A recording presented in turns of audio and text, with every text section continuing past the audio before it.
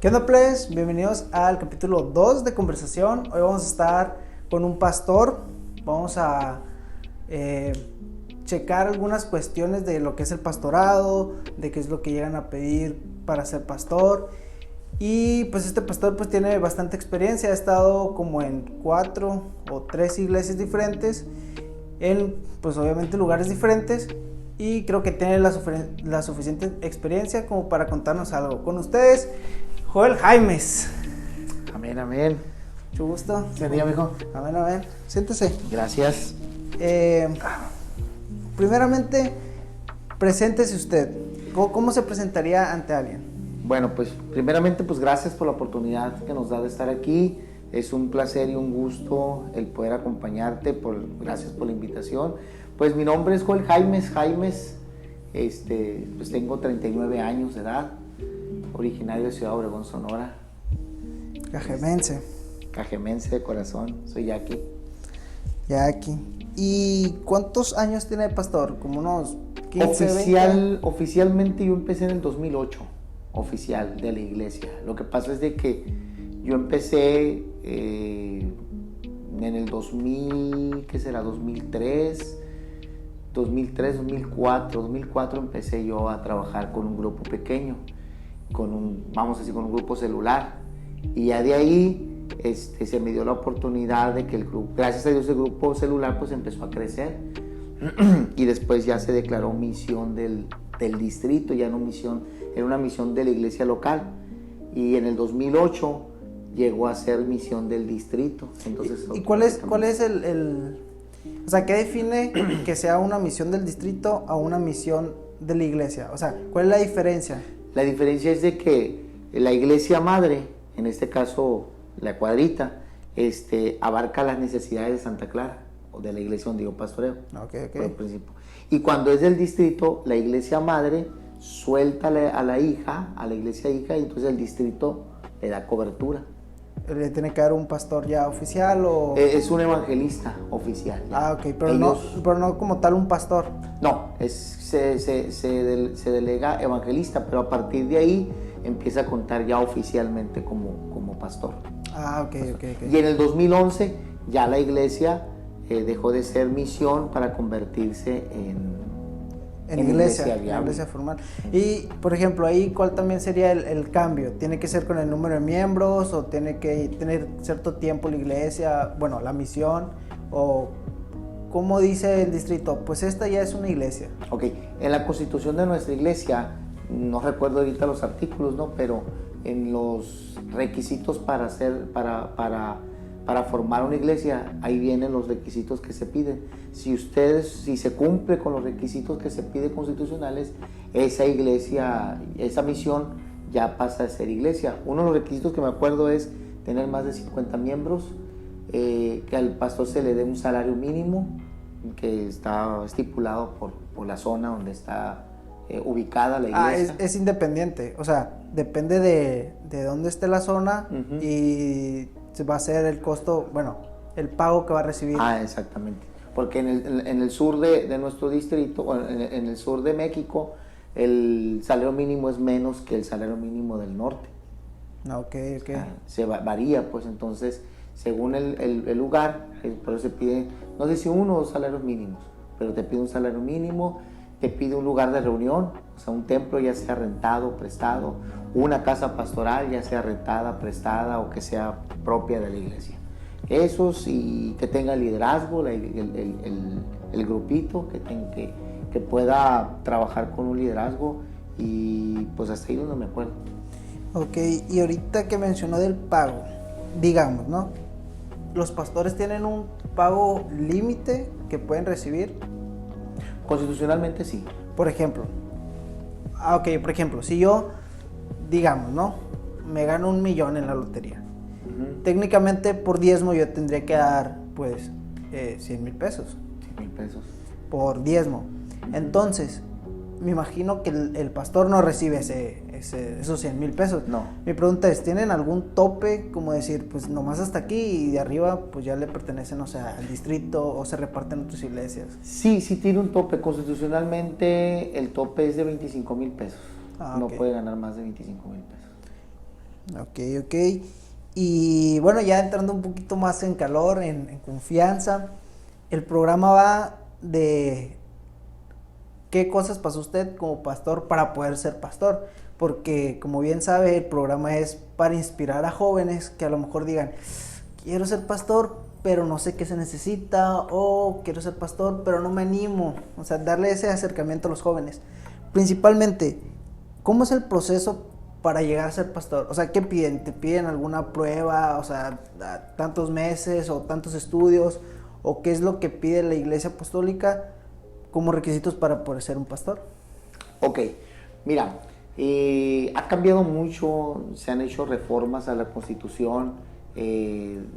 Cuando a mí me tocó era otro proceso, ahora están marcando otro proceso, ¿no?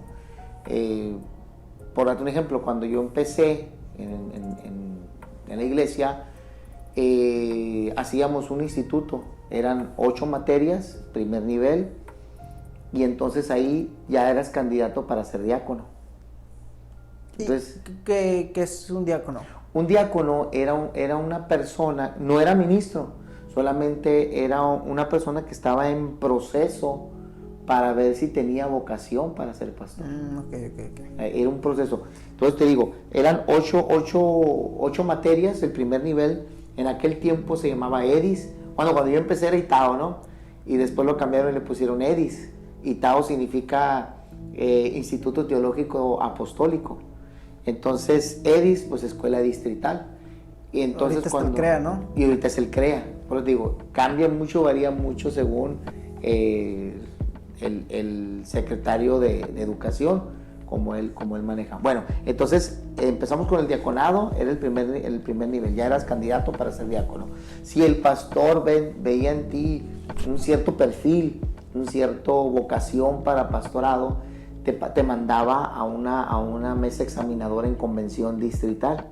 Ahí la mesa examinadora, por 3 pastores del distrito, era un presidente y dos vocales. Ellos determinaban si el candidato era apto para ser diácono o no.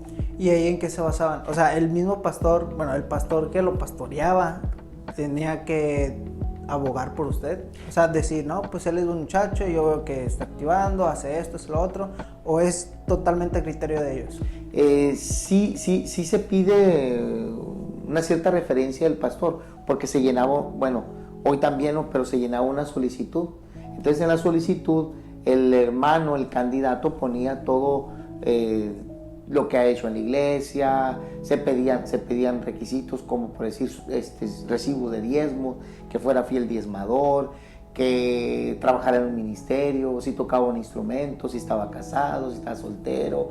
O sea, en la solicitud venía todo lo que se necesitaba para manejar un criterio, es decir, sí o no. Aparte de eso, pues si él estaba trabajando en una obra y había frutos, pues era candidato fuerte para ser diácono. Más sin embargo, el diaconado, cuando ya se aprobaba la mesa examinadora al diaconado, pasaban 2 años de prueba para ver si tenía la vocación de pastor. En esos 2 años, el diácono tenía que estudiar las otras 2 materias, los otros 2 niveles del EDIS, eran 3 niveles, de los otros 2 niveles del EDIS para poder ser ordenado al ministerio. Y ahorita el proceso es más o menos igual, es parecido. No, cambió. Ahora es el CREA. El CREA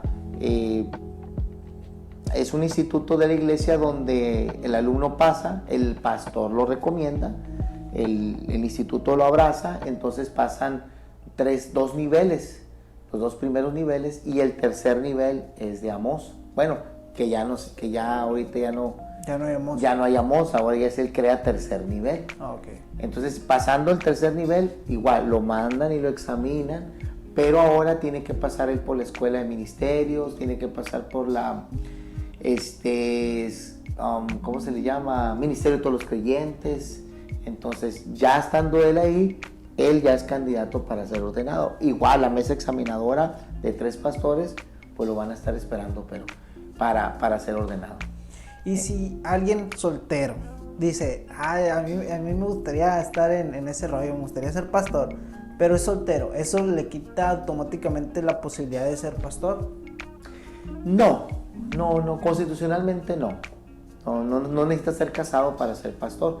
Lo que pasa es que sí se recomienda de preferencia que tuviera familia, ¿no? Pero no es requisito estar casado ni estar soltero. Ok. Y, por ejemplo, ya después pasan esos 2 años de prueba para el diácono. Ya pasan los otros dos niveles, que sería el CREA segundo y tercer nivel, ¿no? Uh-huh. Ya tiene todo. ¿Cómo hacen la selección de la iglesia? O sea, ¿es una iglesia que está cerca de donde él era? ¿O lo pueden mandar en alguna iglesia que se requiera? ¿O cómo es el proceso? O sea, mira, una vez terminando, en este caso el CREA, ¿no? El diaconado, pues ya ahorita ya está obsoleto, ya no es requisito, ya no hay diáconos. Ah, eso es el puro CREA ahorita. Ahorita es el puro CREA. Ah, bueno. Ahorita es el puro CREA. Entonces, cuando el ministro ya está ordenado, ya el distrito lo abraza, o sea, lo tiene como ministro ordenado de la iglesia. Entonces el pastor, de una u otra forma, ya él tiene injerencia, pero ahora es el obispo el que decide si por allá por Álamo, San Bernardo, la obra lo requiere, lo pueden llamar y lo pueden y lo pueden llevar para allá. Mandar para allá. Ok, y pues ya dijo que tiene como desde el 2008 de pastor oficialmente. Sí. Pues ya son 16 años de carrera como Prácticamente pastor. Sí. ¿Ha tenido alguna situación así tensa que diga, ay, esta iglesia o el lugar en donde esté pastoreando, o no sé, una situación que usted diga, ay, esto podría llegar a pasar a alguien como experiencia, pues, que usted diga, si son pastores, puede que lleguen a esto? Sí, mira, lo que pasa es de que, curiosamente, Dios me ha dado el privilegio de pastorear 4 iglesias, y de las 4 iglesias son muy diferentes. Las 4 que he pastoreado han sido muy diferentes. Y han sido en lugares totalmente diferentes, ¿no? Sí, de hecho, bueno, yo empecé en Santa Clara. Ahí estuvimos prácticamente como unos 12 años, 10 años, 11 años, ahí estuvimos en Santa Clara. De ahí me mandan al campo 30. En el campo 30 pues estuvimos ahí 2 años y medio, en el campo 30, y de ahí me mandan a Quechehueca. Ahí en Quechehueca pues duré 10 meses nomás, eso fue el pastorado más corto que he tenido. Y ya ahorita actualmente pues estoy trabajando aquí en La Cuadrita y en Santa Clara. Estamos pastoreando 2 congregaciones ahorita, y ya voy para el 19 de junio, cumpliría ya 2 años. Y sí, no, o sea, el pastorado es muy versátil. Uno aprende muchas cosas. Hay situaciones que dices tú, ¿cómo le voy a hacer con este caso?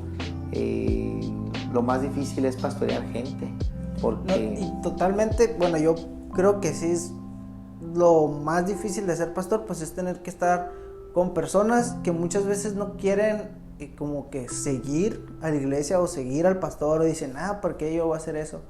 O hay muchos, bueno, a mí me ha tocado personas ya grandes que son un poquito rebeldes, o por el simple hecho de que ya están grandes, que sí merecen respeto y todo, pero sienten que ellos tienen como el poder o el mando para decir, ¿sabes qué? Yo quiero que las cosas sean así, así se van a hacer. Uh-huh. ¿Le ha tocado gente así? Sí, sería echarte mentiras que no, sí me ha tocado gente.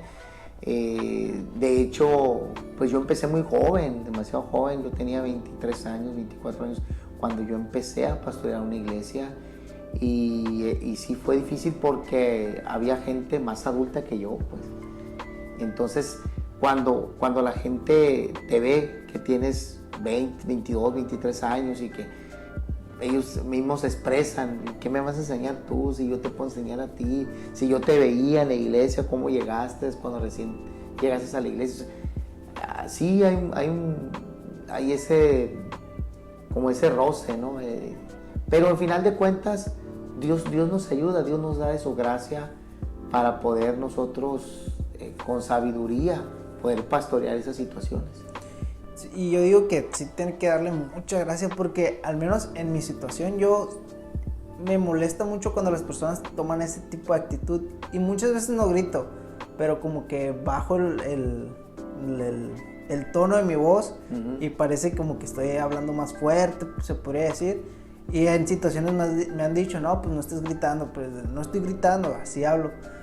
Y yo sí me desespero fácil con esas personas, pues es como que está bien, eres más grande, pero pues que seas más grande no te da el derecho a actuar de esa manera, o decir, no, pues yo las puedo todas. Y yo, bueno, la verdad yo también he actuado así en algunas formas, no le voy a decir que no.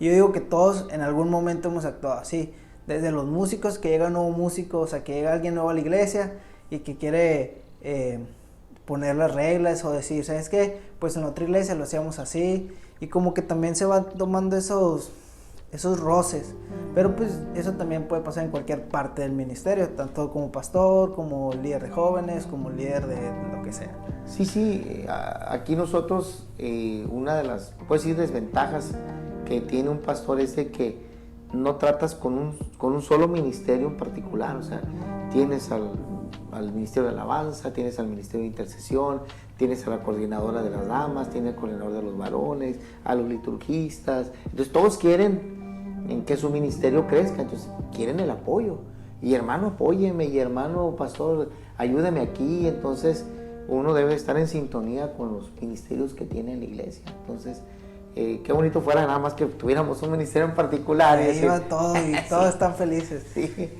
No, o sea, esa es la versatilidad del pastor.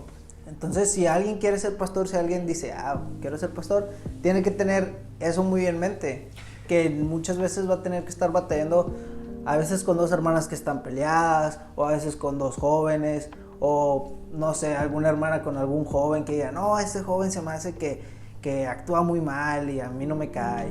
O sea, ese tipo de situaciones debería de estar preparado para sobrellevar el nuevo pastor, o el candidato a ser pastor.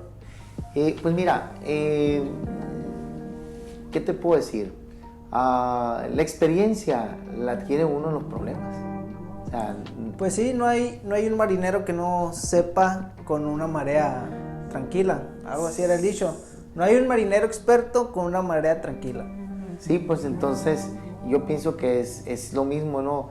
La experiencia o los casos que te llegan a ti como pastor te van a servir para moldear tu llamado como pastor, tu carácter. O sea, y yo al principio, me acuerdo cuando recién empecé, ¿no? Por platicarte una experiencia, a mí me ponía muy tensa, o cuando un hermano o una hermana se molestaban y que toman ciertas actitudes, como no ir a la iglesia, no presentarse, no cooperar, no asistir, no estar al pendiente de las necesidades de la iglesia. Entonces se aísla, un hermano cuando está molesto se aísla de la iglesia.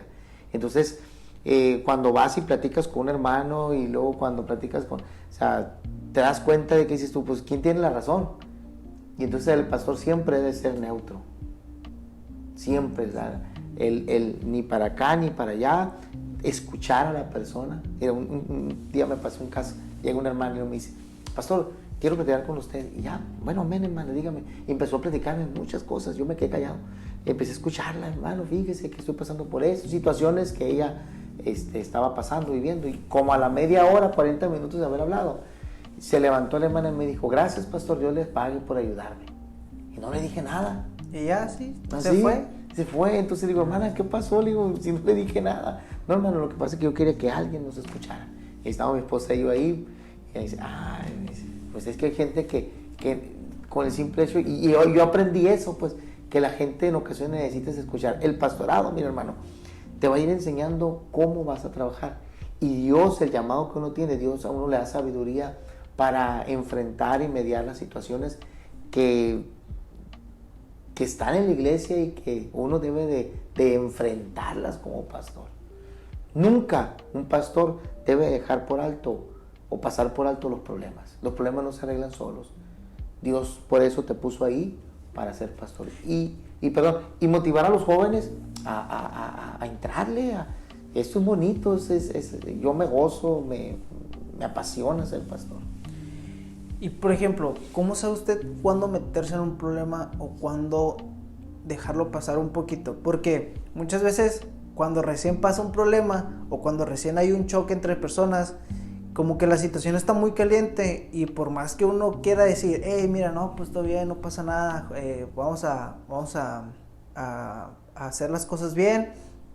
Muchas veces las personas pues somos orgullosas, la verdad, yo creo que todos somos orgullosos en algún momento, y cuando uno crece se hace más orgulloso todavía. Entonces, ¿usted cómo dice, bueno, yo cuando veo estos signos más o menos de los hermanos que ya se ve que están más calmados, o directamente se va con, no, pues ya se pelearon, voy a ver cómo arreglarlo?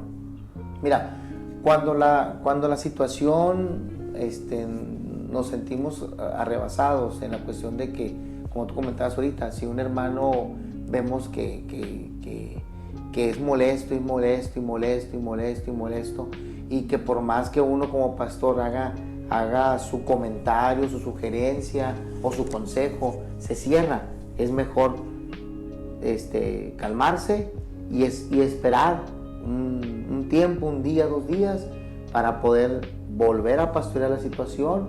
Ya la persona para ese entonces ya va a estar calmada, ya va a estar tranquila, y entonces es cuando ya viene el consejo.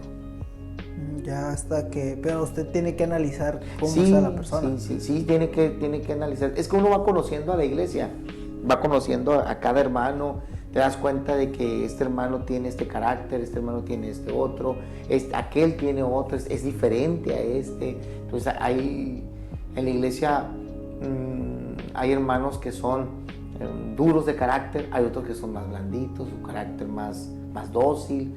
Entonces cuando tiene el carácter o el temperamento muy fuerte y que se enoja, es mejor quedarse callado, escucharla a la persona hasta que veamos que ella saque todo, y entonces dar la sugerencia, una sugerencia, hermana, mire, o hermano, ¿qué le parece si vamos a orar y en 2 días voy a su casa?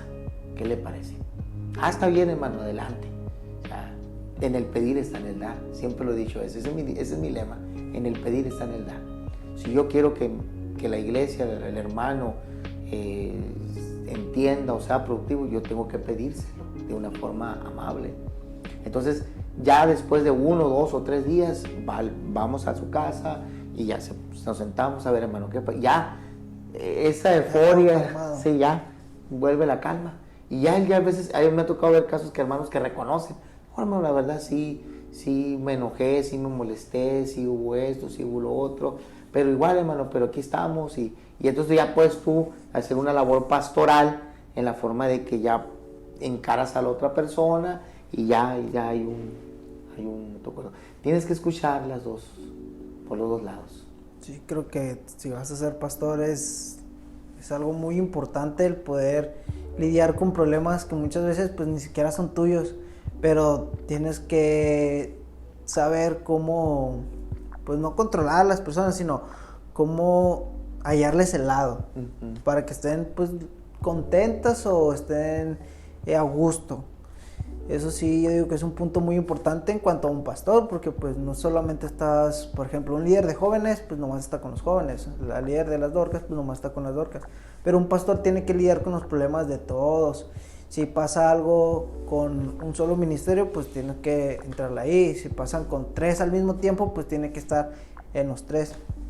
Y digo que sí, el ser pastor sí te da la oportunidad de resolver problemas que muchas veces dirías, no, estos no me pasarían a mí. Y hablando de problemas, la contraparte serían cosas buenas. Como pastor, ¿qué le ha pasado que sea bueno? No sé, un encuentro con Dios o algún milagro que usted haya hecho. Y digo haya hecho entre comillas porque pues es Dios el que lo hace a través de usted, pero pues que le haya tocado que usted orara. O algo, no sé, algo bonito pues. Híjole. Como experiencias que podrían pasarle a alguien. Es que son demasiadas. No, y luego más por los años, ¿no? O sea, ya lleva 16 años, 12 años más o menos. Oficialmente. Y pues ya es, o sea, es demasiado tiempo como para que nomás le hayan pasado 2, 3. Me imagino que sí le han pasado muchas. Sí, fíjate, o sea, enumerarlas ahorita, mira, ay. es que son demasiadas, o sea, no todo es, como tú decías, no todo es problema, no todo son luchas. Hemos pasado experiencias hermosas, gloriosas, que la verdad ahorita no te pudiera yo enumerar. Esta ha sido la que más me ha impactado. ¿Por qué? Porque la verdad pues son demasiadas. Yo creo que Dios, eso es lo que nos ha mantenido vivos, el saber de que Él está con nosotros. Creo que es la experiencia mejor. A mí me encanta un canto que dice: si tu presencia conmigo no va, yo no voy a ningún lugar. Y esa alabanza a mí me llena, porque para mí lo más importante es la presencia de Dios. Esté o no esté en el ministerio, esté o no esté en el pastorado, saber que la presencia de Dios está conmigo. Yo creo que es la experiencia más hermosa esa, que cualquier milagro que haya visto yo. Y bueno, te voy a compartir algo, por platicarte una experiencia que viví, lo sobrenatural. Me acuerdo que veníamos nosotros de Guadalajara, veníamos de un diplomado de pentecostalidad, porque aparte soy coordinador de pentecostalidad del distrito. Y entonces veníamos de un diplomado y había un hermano ahí que Dios lo usa en revelación. Dios lo usa mucho en revelación, hermano Nexa Peralta.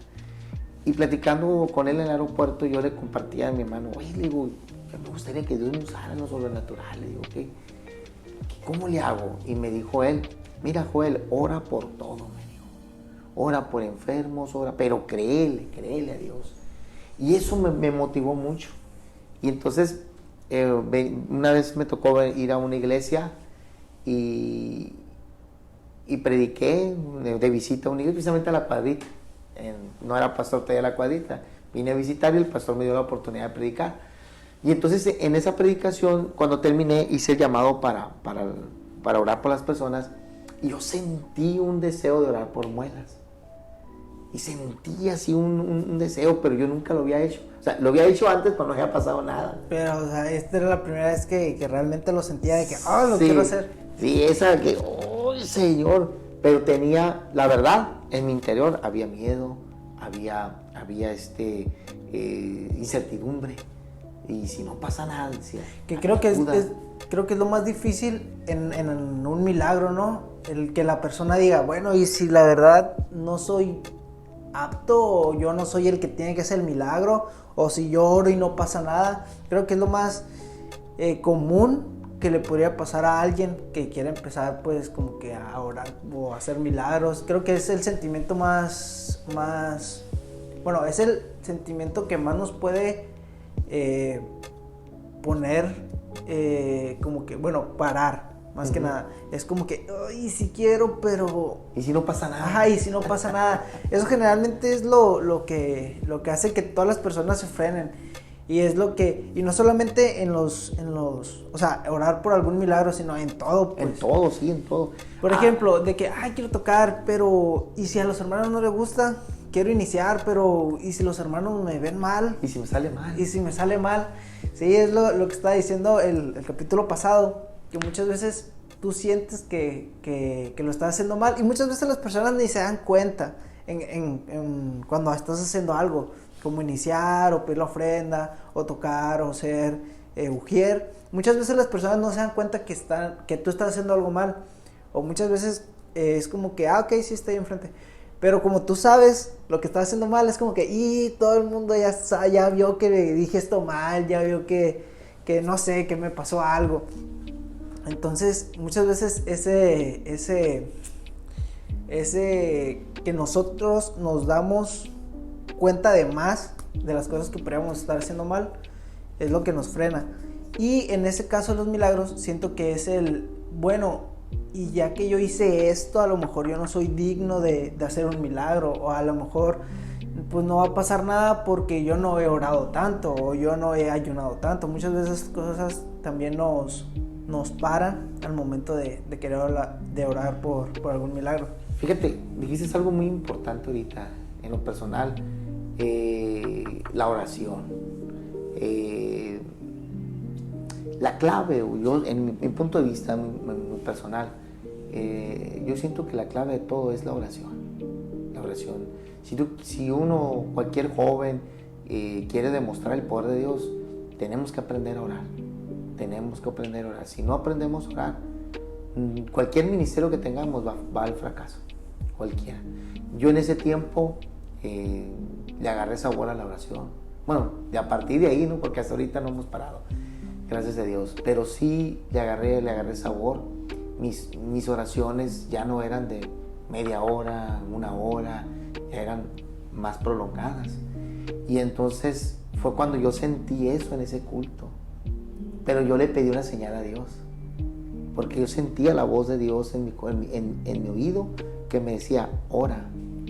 Y yo le dije al Señor, vamos a hacer una cosa. Yo soy muy versátil con Dios, no sé, siempre me ha funcionado eso. Soy muy dinámico con Dios, más que versátil, dinámico. Diría que le habla más como un amigo que sí, como un Dios. Como un amigo. En lugar de decir, oh, Dios está acá y Dios es inalcanzable, para mí es como que, Dios, échame la mano. O sea, no tanto, pero sí es como que más en confianza, por así decirlo. Sí, yo a Dios lo trato como mi Padre, que le doy la honra y la gloria donde quiera que vaya. Lo veo como Dios, pero en ocasiones lo veo como amigo. Y muchas ocasiones lo veo más como amigo que como ese Dios, porque muchas veces, en mi punto de vista, hay gente que Dios lo ve como el todo, y así debe de ser. El problema es de que tenemos temor a ir con ese Dios todopoderoso, pues, pensando de que Él no nos va a escuchar porque es el todopoderoso. No, yo tengo esa confianza, decirle, Señor, pues ayúdame, échame la mano. Así como estoy platicando ahorita contigo, así a veces que me pongo a platicar con Dios y yo siento que Dios me escucha. Entonces guardo mi reverencia así como siervo, porque es el Dios todopoderoso, pero también en ocasiones interactúo con Él y soy dinámico. Y en esa ocasión yo le dije al Señor, oye Señor, le digo, pues échame la mano, le digo, mira, voy a primero orar por los enfermos, le dije, si tú los sanas a todos, yo voy a orar por muelas. Y como que sentí que me dijo, hecho, y pasé a los enfermos, y oramos por los enfermos, y los enfermos, todos los 10 enfermos que pasaron, sanaron. Así, en ese rato. Sí, en ese rato. Había personas que tenían dolor de cintura. De hecho, una hermana que venía así, encorvada, iba la hermana. Y ahí el Señor la sanó. Y yo me quedé impactado porque yo no oré por ella, pues yo no impuse mis manos. Ella pasó y solamente yo hice una oración. Y ella de repente empezó a brincar, a danzar. Y pues Dios la sanó. Y bueno, así fueron todas. Y les fui preguntando una por una, a ver, ¿qué tenías tú? No, esto y qué. No, sí, Dios me sanó, ya no tengo nada. Yo tenía un dolor acá, yo tenía otro dolor acá y todas. Cuando pasó eso, haz de cuenta que yo sentí que me dijo Dios, ahí está, yo ya cumplí, ahora te toca. Y entonces, ¿cuál era lo que me tocaba a mí? Hacer el reto, pues, aventarme.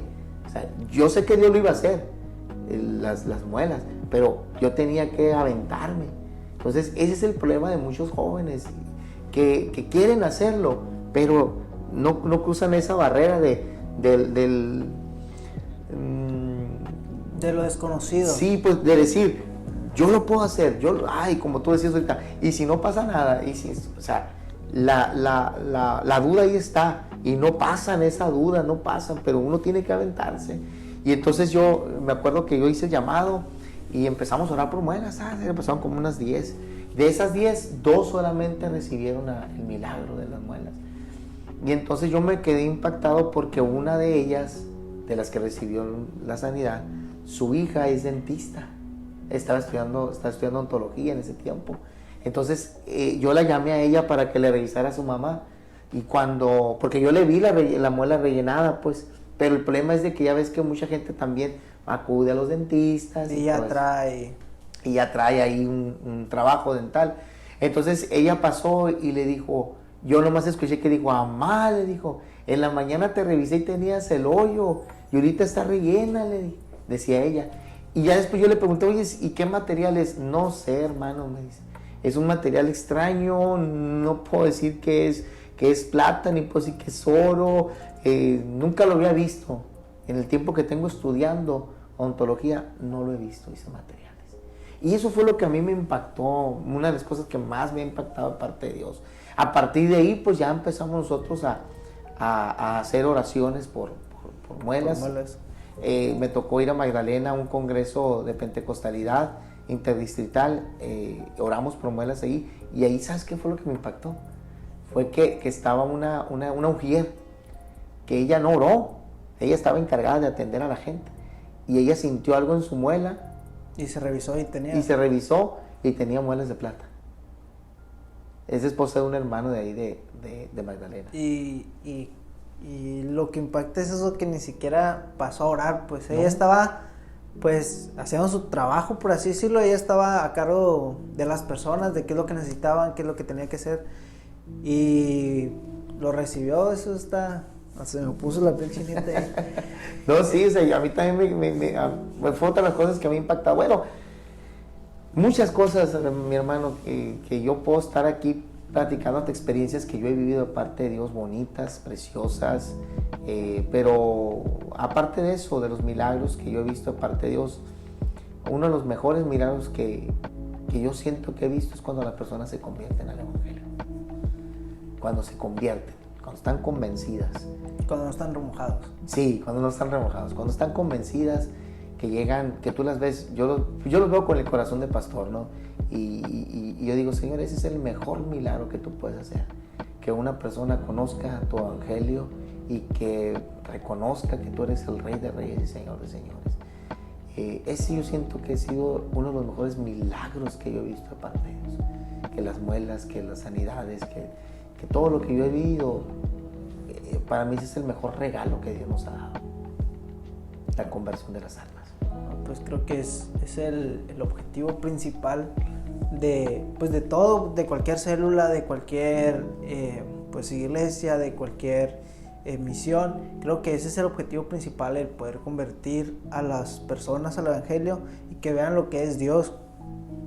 Y mi papá me estaba diciendo ayer en la mañana, ¿qué es lo que tú estás esperando con los jóvenes? Porque yo pues empecé a ser líder de los jóvenes, y mi primer célula pues no tuvo a nadie, pues bueno, tuvo a 3 personas, y yo sentí que, bueno, yo me preparé, yo dije, bueno, más o menos así va a ser el tema, más o menos así, tengo escrito lo que voy a decir, preparé todo, y estando ahí pues me puse nervioso, sentí que las cosas no salieron bien. En ese caso, por ejemplo, en ese caso de que alguien como yo quiso dar una plática, una enseñanza, y usted que es pastor pues tiene que estar tiene que predicar cada domingo. Por ejemplo, ¿cómo eran sus primeras predicaciones? Uy, te voy a platicar una experiencia que yo viví. Cuando recién empecé, yo me bauticé a los 19 años. 19 años tenía. Me acuerdo muy bien, yo trabajaba en Maquilas Tetacawi y en Empalme. No sé si se vale decir marcas. Se vale, todavía no hay patrocinadores. Entonces, me acuerdo que estábamos yo en el trabajo y mi papá me dijo, oye, me dijo, para que inicies el culto el miércoles. Yo nunca había iniciado un culto. Es la primera vez que yo inicié un culto. No, pues imagínate, ayuné, oré, leí la Biblia lunes, martes, los 3 días ayuné. El miércoles, cuando estaba en el trabajo, empecé a imaginarme la iglesia y gloria a Dios, y voy a decir esto, y quién vive. O sea, hice mi culto en la mente. Y así van a reaccionar y todo así, sí, amén. Y gloria a Dios, y esto, y hermanos, ¿quién vive? Y voy a decir esto, y voy a decir lo otro, y voy a decir aquello, y voy a decir que Cristo vive, y voy a decir que Cristo sana, y voy a decir que un grito de júbilo. Y bueno, yo armé mi culto, mi liturgia la armé en mi mente. Iba con todo el entusiasmo, las pilas, llegué a la casa. Cuando yo llego al culto, había 5 hermanos nada más. En el culto del miércoles, 5 hermanos. 3 de ellos eran de la tercera edad. Un joven y mi papá, que era el pastor. Y mi mamá 6. O sea, ellos eran 6 nomás. Y entonces cuando yo me paré enfrente, se me borró todo. Todo lo que yo traía en la mente, los pasajes bíblicos, todo, se me puso la mente en blanco. En vez de ser culto de avivado, culto inspirador, parecía culto fúnebre. Sí, Sí, que entiendo esa parte porque a mí también me pasó, o sea, yo ya había dado lecciones en células, pero era como que, oye, en mi célula, ¿quieres dar una lección? Y pues yo la daba, conocía a los morros, tenía pues cierta amistad con ellos, había una cierta confianza, pero la que fue la semana pasada, sí me quedé en blanco igual, se me borró todo. Y como ya estaba solo, totalmente solo, sí fue como que, ay, ¿qué tengo que hacer? En ese momento sí me quedé pasmado y entiendo ese sentimiento que es el, ay. No, pues terminé el culto y yo dije, esto no es para mí.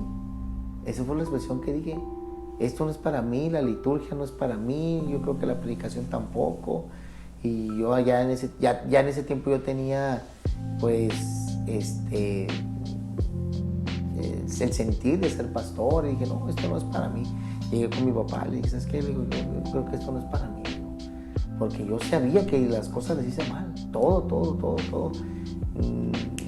No hallaba qué hacer, y me agüité mucho, me entristecí mucho, y ya dije, no, ya. Mas sin embargo, se me volvió a abrir otra puerta para el culto, para iniciar culto. Y yo dije, no, me cerré. Y luego creo que lo que más te molesta después de que tienes una experiencia así es que alguien te diga, no, pero sí está bien, no pasa nada. Ese como que de lástima, es sí. Como que, no puede ser, lo hice mal y todavía me tiene lástima. Muchas veces, o al menos a mí, sí me ha tocado que me digan de, no, sí está bien, no pasa nada, sí cantaste bien.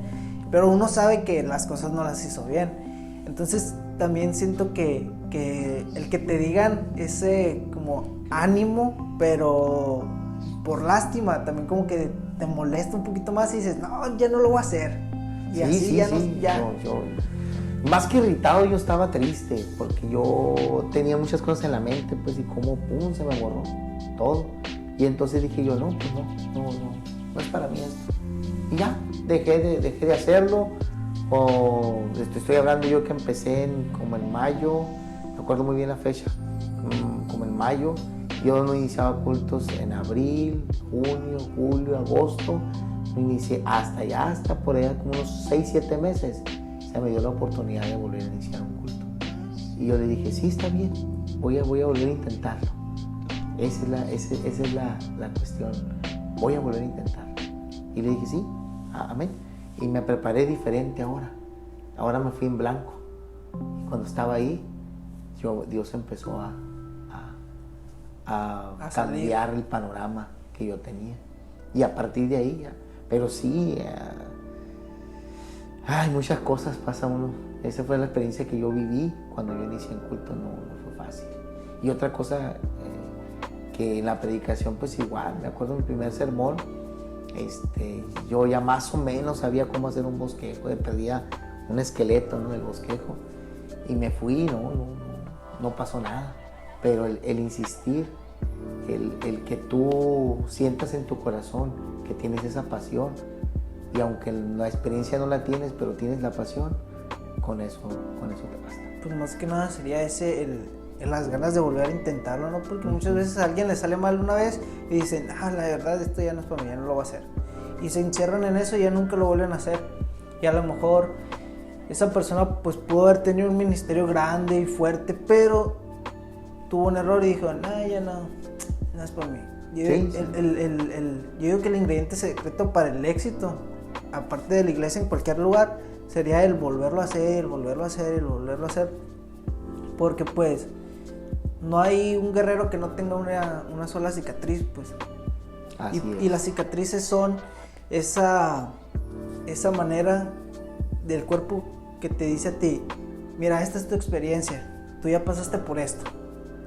Y muchas veces esas cicatrices que nosotros tenemos serían pues, hacer las cosas mal, el equivocarte en la liturgia, el equivocarte en algún texto, que dices un texto, o sea, una cita y terminas leyendo otra cosa, o que te equivocas en cualquier cosita, pues. Entonces esas cicatrices te van dando callo para poder empezar a hacer las cosas bien, para hacerlas mejor, para entender el proceso de qué es lo que se tiene que estar haciendo. Sí, y es que mira, todo tiene que ver el que lo quieras volver a intentar. A mí me pasó otra experiencia cuando me iniciaron como diácono, me rechazaron la primera vez. Yo estaba pues listo, tenía todo, tenía todos los papeles en regla. Cuando yo fui a ser examinado por la mesa examinadora, me dijeron, sigue participando. Y fue una experiencia muy triste para mí, porque yo tenía muchas ilusiones, me ilusioné con el diaconado. Y la razón por la que me rechazaron fue porque me faltaban 15 días para cumplir un año de bautizado. La Constitución marcaba en ese tiempo que para ser diácono tenías que tener un año. La convención fue, me acuerdo muy bien, fue como los 23, 24 de abril, más o menos, 25 de abril, y yo el 7 de mayo cumplía un año de bautizado. Y me rechazaron. Y, por ejemplo, ahí se tuvo que esperar hasta la próxima convención. Que es cada año. Cada año. Entonces, uy, sí estuvo... Sí, fue una de las experiencias muy, muy tristes, porque pues iba con ilusiones. Cuando me rechazaron, lloré, te lo confieso, lloré mucho. Lloré de impotencia, de tristeza, había muchos sentimientos encontrados. Más sin embargo, Dios nos ministró, y esa misma noche en la convención me armé de valor y dije yo, para el otro año voy por la revancha. Y sí, y se cumplió el año, y entonces yo entendí que todavía no estaba preparado. Y fue cuando yo ya pude volver a ser examinado para el diaconado. Y ya lo aceptaron. Y ya me aceptaron. Hace rato estaba hablando de que ya sabía hacer bosquejos o esquemas o el esqueleto de un sermón. De un sermón. ¿Cómo hace usted bueno, primeramente, ¿alguna vez se le ha borrado algún sermón? No sé, que lo tenga en el teléfono apuntado, en el iPad, o que se le pierde el papel donde lo tenía. ¿Qué es lo que ha hecho? Sí, un día me acuerdo que estábamos en Santa Clara. El culto lo hacíamos al aire libre. Entonces yo tenía mi sermón impreso en una hoja, en la impresora. Y entonces me acuerdo que estábamos en el culto y de repente se nubló y empezó como a llover, gotitas. Pero era así leve, como brisilla, así chipi, aguantador. Y entonces cuando yo de repente volteé así para el púlpito y se corrió la tinta de la impresora. Todo, o sea, no se entendía nada del sermón. La ventaja y algo que me sirvió a mí es que ya la mayoría del sermón yo ya lo traía grabado en la mente. Ya no fue como que tal un problema mayor, pero sí. Y nunca, esa es la única vez que se le ha borrado. Sí, esta es la única vez que se me ha borrado. Ya las demás, pues ya ahorita gracias a Dios usamos lo que es la tecnología, y yo en mi iPad tengo muchos sermones. Y ahí yo los guardo ahí porque muchas veces yo soy de los que comparte que siempre un predicador debe estar preparado para todo. Hay ocasiones que salimos a una reunión, el obispo nos invita y te toca dar una enseñanza, pues ya tienes ahí donde echar mano cuando te agarran de la noche a la mañana, ¿no? Dicen que los recalentados saben mejor. Entonces, sí, yo agarro, tengo el iPad ahí, y es una herramienta que me ha servido mucho porque en una ocasión me invitaron a predicar a una campaña y el lugar estaba muy, muy oscuro, y entonces donde yo prediqué, donde estaba el púlpito, no tenía luz, y el iPad me ayudó para ver. Para poder ver claramente, ya no. ¿Y cómo los hace? O sea, ¿cómo los empieza o en qué se fija más? Mira, lo primero es la oración. La oración, el pedirle al Señor sabiduría. Vas a hablar a un pueblo que tiene hambre. Vas a hablar a un pueblo que una palabra tuya puede echar a una persona fuera de la calle, de la iglesia, o la puede integrar más. Es un arma de dos filos. Entonces uno tiene que pedirle al Señor sabiduría y pedirle al Señor qué es lo que quisiera, qué es lo que Dios quiere hablarle al pueblo. Eso es lo primero que se tiene que hacer un sermón. No es simplemente sentarse y agarrarte 4, 5, 20 libros y agarrar una enciclopedia de la biblioteca y pegarlo todo. Sí, pegarlo todo. No. Lo primero es pedirle al Señor sabiduría para que te guíe. Eso es lo primero. Después de ahí, pues ya se sienta uno a escribir, ya que tenga la revelación de Dios. Yo lo que hago en lo personal, yo le pido el tema y el texto en oración al Señor. ¿Qué es lo que Dios quiere que hable? Porque un sermón se inicia con eso, con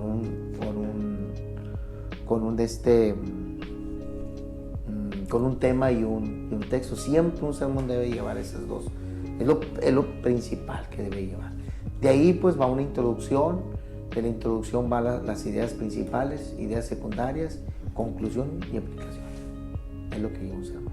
Ya es lo que usted, teniendo todo eso, usted ya lo considera listo para poder pues, predicarse o para poder darse la enseñanza. Y por ejemplo, si un joven que tiene alguna célula dice, bueno, entonces yo quisiera hacer un sermón propio, porque ya ve que a veces venden, o bueno, dan esos libros que son de expositores que ya tienen el tema y tienen todo desarrollado, y te dice que principalmente son para las células, que ya te viene, que te dice tal actividad que se haga como rompehielo y todo eso. Si alguien quiere salirse de ese expositor, ese mismo método podría servirle pues para todo.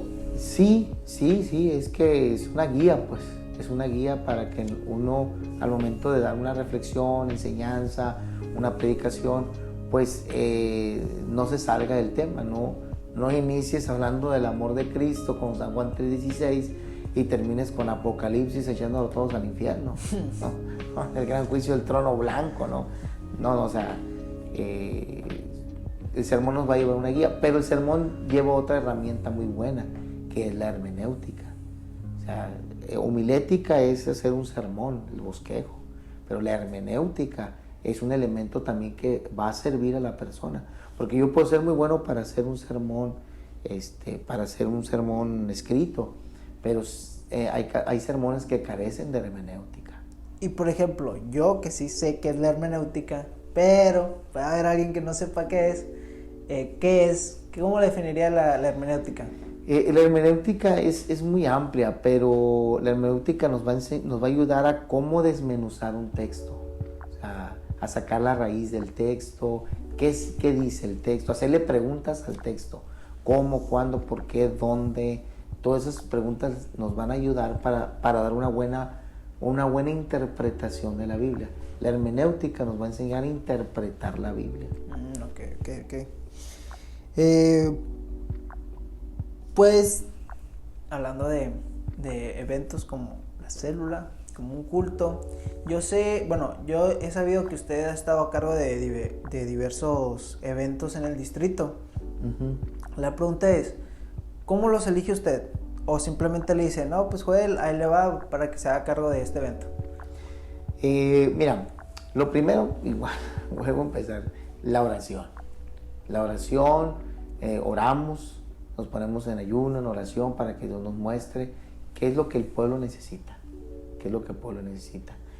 No todo el trabajo es mío. Tengo detrás de mí un equipo que nos ayuda, un equipo también que les gusta la oración, que les gusta el ayuno. Hacemos retiros para que Dios nos muestre, y de esa manera escogemos el tema de los congresos.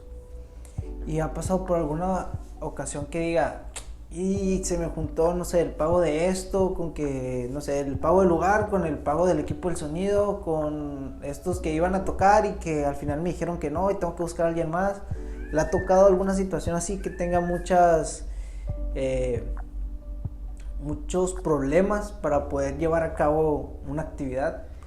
Sí, pero como te digo, cuando uno aprende a depender de Dios, Dios se mueve, y te prueba. Me pasó un caso en el último evento que tuvimos, que fue altares encendidos. Queríamos nosotros que los pastores del distrito fueran ministrados. Entonces andamos nosotros, el equipo, platicábamos y decíamos, ¿cómo vamos a hacer para que los pastores sean ministrados? Y empezamos a hablar, lluvias de idea y todo. Y una hermana dice, oye, hermano Joel, ¿y por qué no hacemos un desayuno para pastores y esposas de pastores? Un desayuno, ok, bueno, está ya muy bien y bien padre. Empezamos a diseñar el desayuno. Entonces dijimos, bueno, ¿y qué vamos a dar? No, pues hay que dar pues lo que es un desayuno, fruta y todo. Bueno, hicimos el menú. A la hora de la hora dijimos, bueno, ¿de dónde va a salir el recurso? Porque lo queríamos hacer gratis para ellos. Entonces dijimos, bueno, ¿cómo le hacemos? Pues empezamos a orar. Y entonces de repente me habla una hermana y me dice, hermano Joel, paz de Cristo, amén. Hermano, ya bendijo el Señor. Lugar, me dijo. Una señora me prestó un salón, digo, para tener con alberca, para tener el evento, el desayuno de los pastores. Ay, gloria a Dios, digo. Pues qué bendición. Después, al rato, recibimos una llamada y era el dueño de un restaurante ahí en Obregón, donde, hermano, yo le voy a poner una taquiza, me dijo, para los pastores, supe que está haciendo un evento, yo se lo voy a poner. Gloria a Dios, con jugo de naranja, era una taquiza de tacos de cabeza, de birria, de frijol, de chicharrón, y era alrededor para 100 tacos, para una taquiza para 100 personas. No, pues gloria a Dios. Y ya la hermana dijo, yo, hermano, yo le voy a poner los hotcakes, yo la fruta, y me hablaron de Bahía de Lobos, hermano, yo le voy a poner pescado. Bueno, todo se fue juntando poco a poco. Todo se fue acomodando. Gracias a Dios nosotros no gastamos más que lo básico ahí, que un desayuno así te saldría que unos 10,000, 15,000 pesos. A nosotros nos salió como alrededor de 2,000, 3,000 pesos, fue lo que nos costó el desayuno para 100 personas. Y los pastores estaban encantados.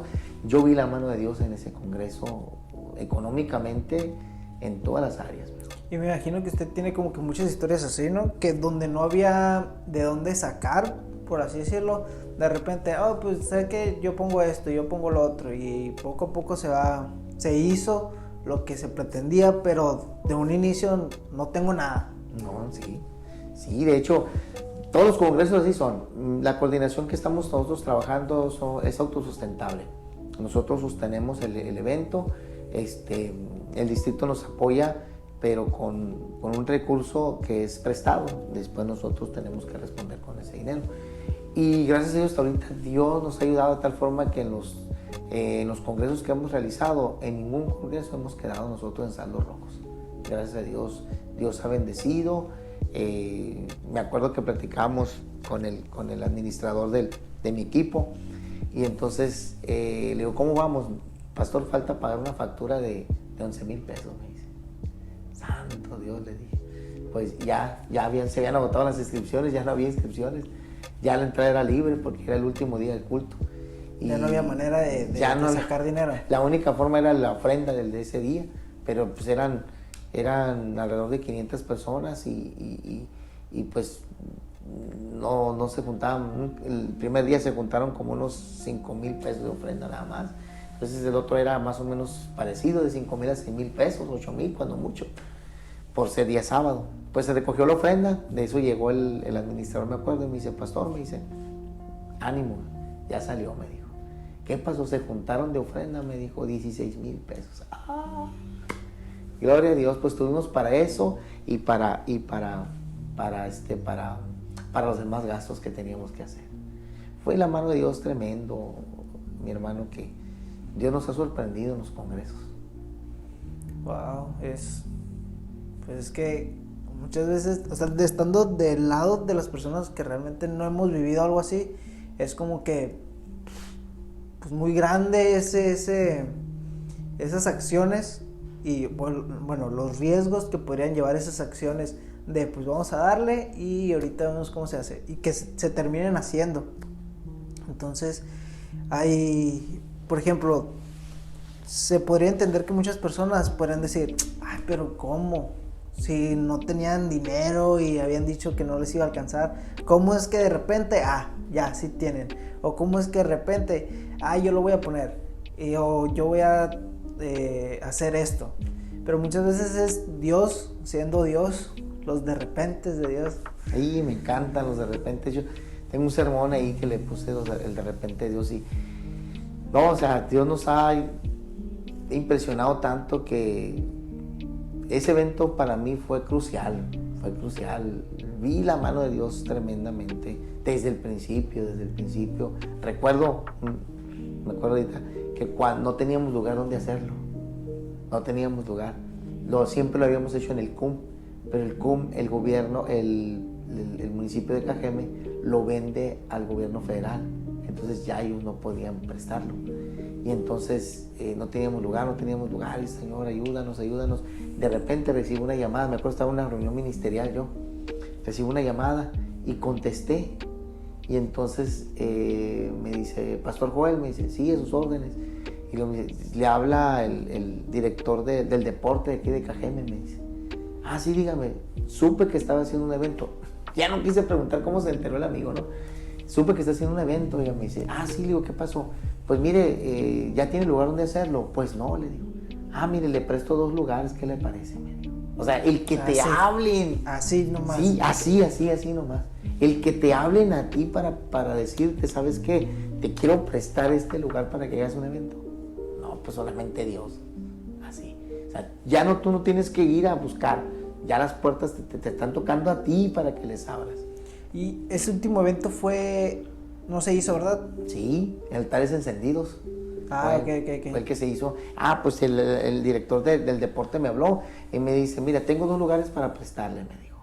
Uno de ellos, me dijo, es el gimnasio municipal de Cajeme, y el otro, me dijo, es el estadio Espíritu Sagasta, me dijo. Entonces le dije yo, préstame el gimnasio, le dije. Y ya cuando le di las fechas... Fue técnico. Pero siguen grabando, así que no hay problema. Entonces cuando le di las fechas, yo al señor tenía ocupada esas fechas en el gimnasio. El presidente de Cajeme iba a reanudar o reinaugurar el gimnasio, el gimnasio. Entonces me dijo, pero tengo el estadio, usa el estadio, me dijo, ahí está. Bueno, hicimos la carta y fuimos a tener un evento en el estadio. Uno de mis sueños hacer un evento en un estadio. Y bueno, empezamos en el estadio y gracias a Dios pues fue muy bonito. El detalle es que empezó el sol, nos pegaba de frente. Y yo fui, me acuerdo muy bien, el viernes en la mañana a ver cómo íbamos con el ornato y todo, me acuerdo muy bien. Pues el del sonido parecía camarón. Rojo estaba el amigo porque estaba haciendo un solazo. Un solazo estaba haciendo. Y me acuerdo de otra experiencia, se me enchina la piel. Iba llegando yo a mi casa para alistarme para irme al evento. Cuando yo llego a la casa, veo una nube, chiquita la nube. Y yo le dije al Señor, así como Elías, le dije yo, te dijo que lloviera, te pido, Señor, que esa nube la mandes para allá. Así, o sea, la gente pasaba por la calle y se me quedaba viendo, porque yo le gritaba al Señor, así como Elías, le dije, esa nube, mándala para el estadio. Allá la queremos, Señor, le dije. Y ya, fue todo. Me metí a la casa, me bañé, me cambié. Nos fuimos al evento. Cuando íbamos al evento, el evento iba a empezar como a las 5 de la tarde. Nos fuimos como a las 3, era un solazo todavía. Llegamos al evento como a las 3:30, 4, en lo que estábamos preparando el sonido, haciendo pruebas, todo, empezó a venirse una nube. Una nube. A la hora que empezamos el evento, ya estaba la nube arriba. Y llega un pastor y me dice, Joel, una vez más me convenzo que Dios escucha a los intercesores. Me dice, mira, qué hermosa nube. Empezó a correr un vientecito bien sabroso, tuvimos aire acondicionado de parte de Dios ahí. Y yo me quedé impresionado. Ese congreso para mí fue algo que yo vi la mano de Dios palpable, así, en todas las áreas. Pues de hecho, hablando de nubes, de sol y de eventos, en el campamento de hace 2 años, creo, o 3, el campamento de jóvenes, igual creo que se hizo en agosto o algo así, la neta no me acuerdo bien. Pero el chiste es que estaba haciendo un calorón. Y igual así el cielo despejado. Y me acuerdo que los de intercesión pues se pusieron a orar pues para que llegara una nube y todo eso.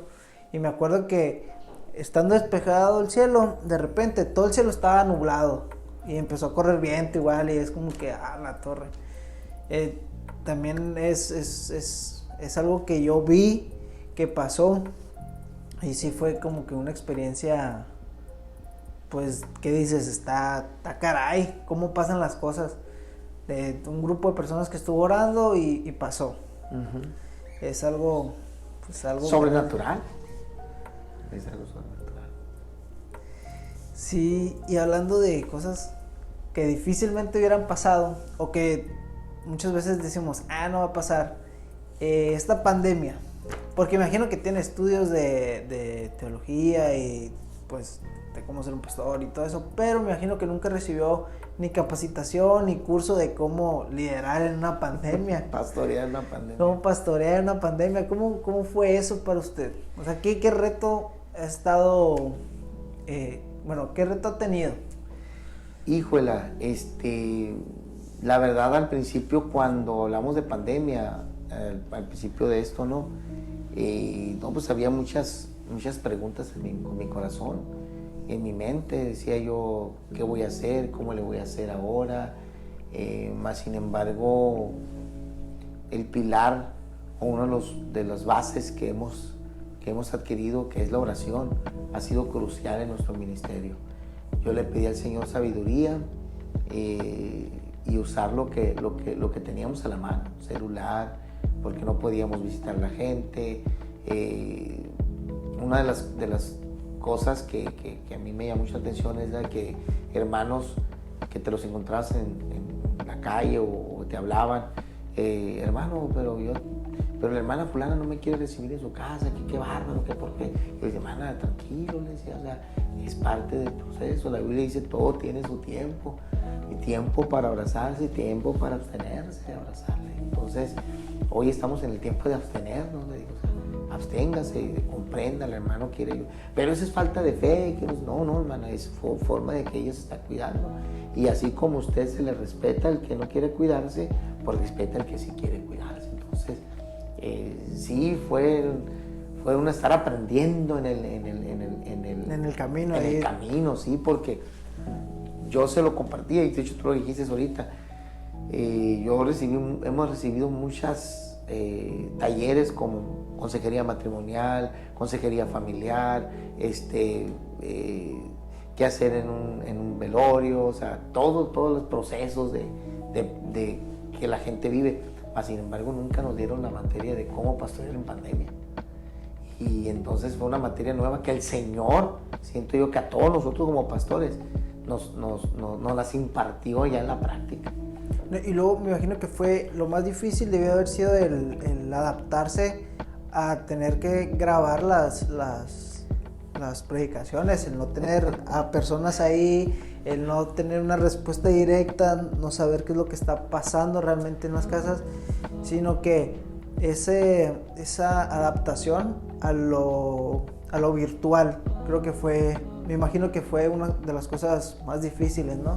Sí, habíamos que alimentar al pueblo y tuvimos que echar mano de la no me impuse, te lo confieso, no me acostumbré.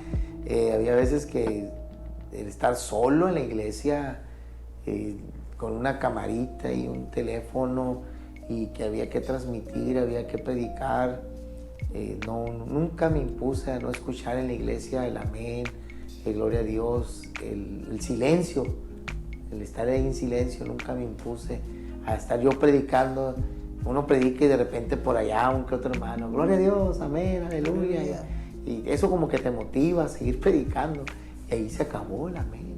Lo que hacía, yo le predicaba a mi hijo, al que estaba ahí ayudándome con el audio,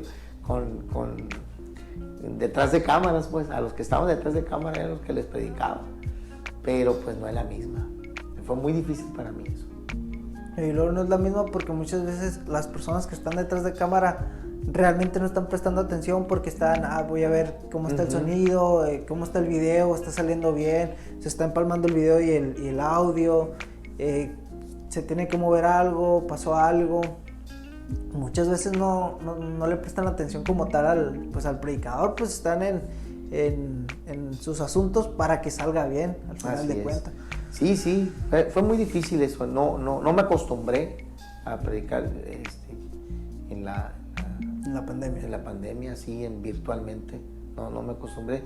Tuve que hacer una página de un canal de YouTube, ahí subí como unos 5 o 6 sermones, es Joel Jaimes es mi canal.